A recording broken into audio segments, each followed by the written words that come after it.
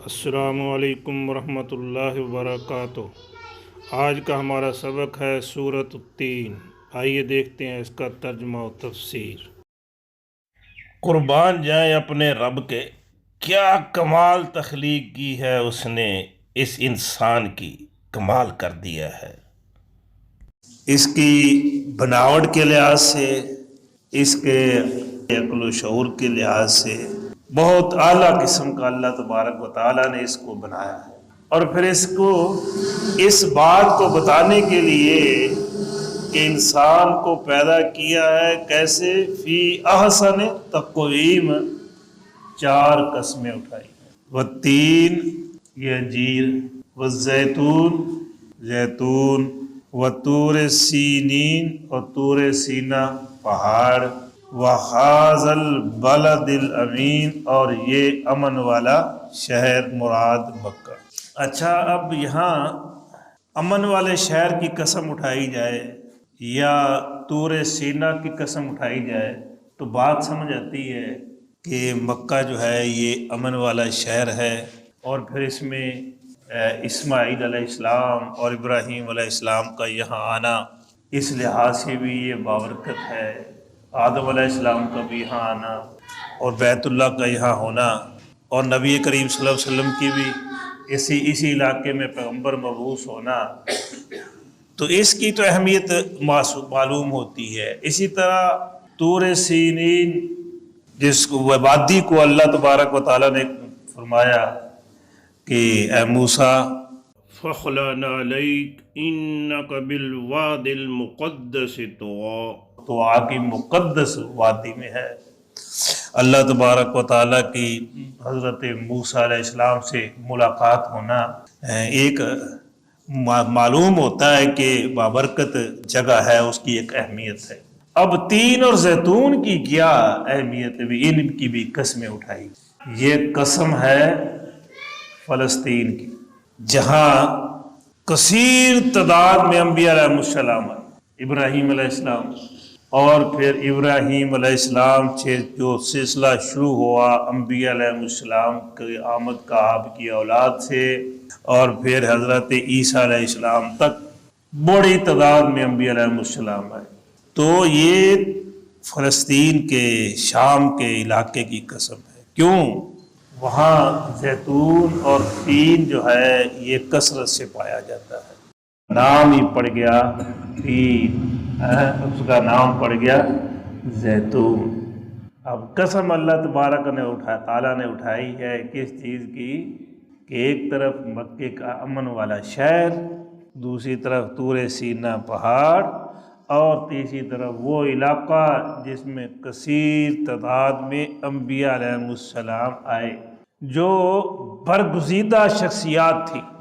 اسی طرح ابراہیم علیہ السلام، اسماعیل علیہ السلام کی مکے میں آمد، اور محمد رسول اللہ صلی اللہ علیہ وسلم، یہ بھی ایک برگزیدہ شخصیات۔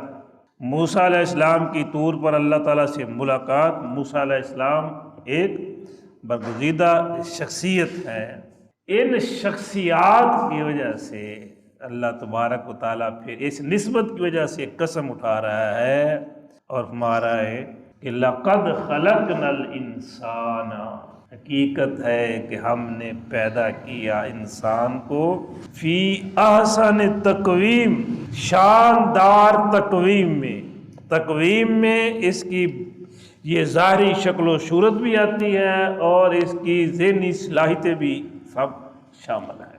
ثم، پھر، رددنا، لوٹا دینا، رددنا آخر میں نون الف نا، ہم نے لوٹا دیا اس کو، بنایا تو تھا بہت اعلیٰ، تو پھر ہم نے لوٹا دیا اس کو کہاں، اسفلا، نچلی جگہ، سافلین نیچے والے، اسفلا نیچے والوں کی نچلی جگہ، یعنی سب سے نچلی جگہ پر ہم نے اس کو پھینک دیا۔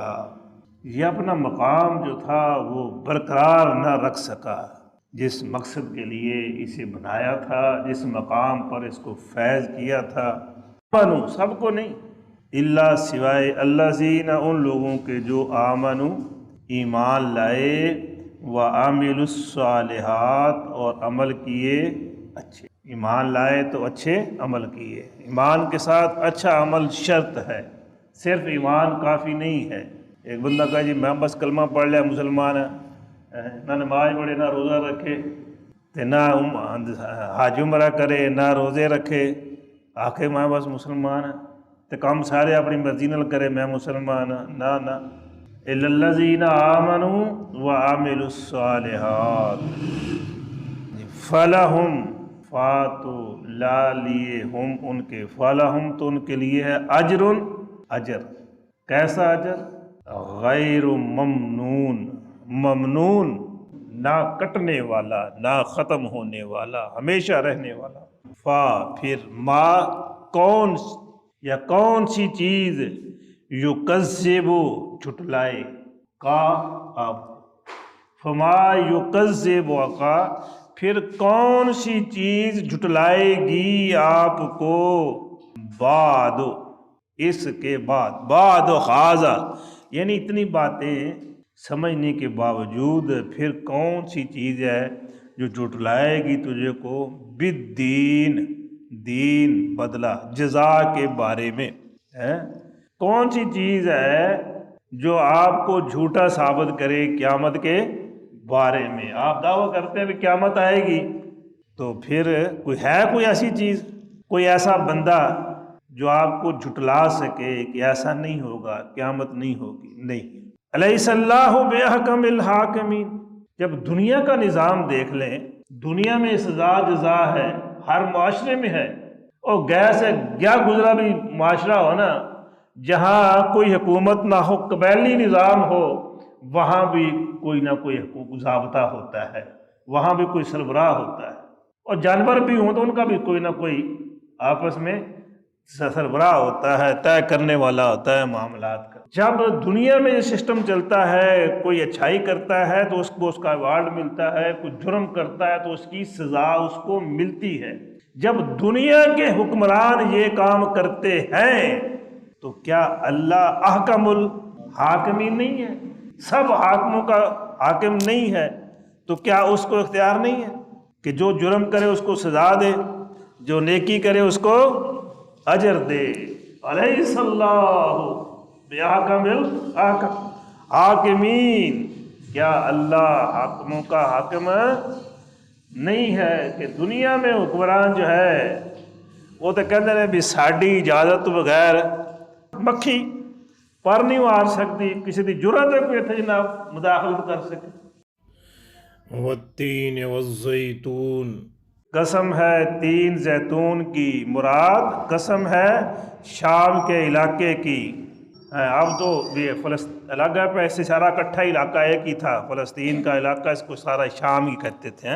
یہ سارا یہ اردن بھی اسی میں شامل تھا، اردن شام فلسطین کا علاقہ یہ ایک ہی تھا، شام کا علاقہ وطور سینین، طور سینا پہاڑ کی قسم، وہذا البلد الامین، اور اس امن والے شہر کی قسم، لقد خلقنا الانسان، بالکل حقیقت ہے کہ ہم نے پیدا کیا انسان کو، فی احسن تقویم، بہترین تقویم میں، ثم پھر کیا ہوا، رددنا، ہم نے پلٹ دیا، لٹا دیا، ہم نے پھینک دیا، ہم نے اس کو، کس کو، انسان کو، کہاں، اسفلا، نچلی جگہ، کس کی نچلی، السافلین، نیچے والے، جو نیچے ہے نا سب سے، ان سے بھی نیچے، سب سے نچلی جگہ میں پھینک دیا، یعنی جہنم میں پھینک دیا۔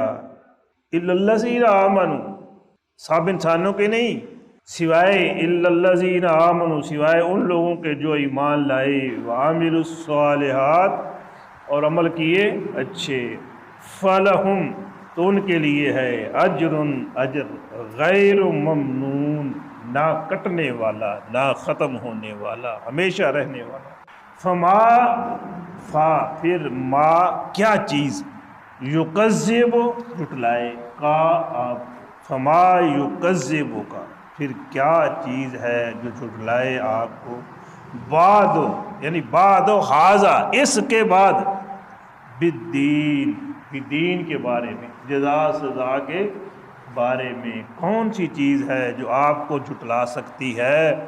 یعنی کوئی جھٹلانے والا نہیں ہے۔ الیس اللہ باحکم الحاکمین، بتلاؤ تو کیا اللہ احکم الحاکمین نہیں ہے؟ حاکموں کا حاکم، حکمرانوں کا حکمران، بادشاہوں کا بادشاہ، کیا اللہ بادشاہوں کا بادشاہ نہیں ہے؟ جو ہے جب ہے تو پھر وہ بھی اختیار رکھتا ہے۔ وما توفیقی الا باللہ۔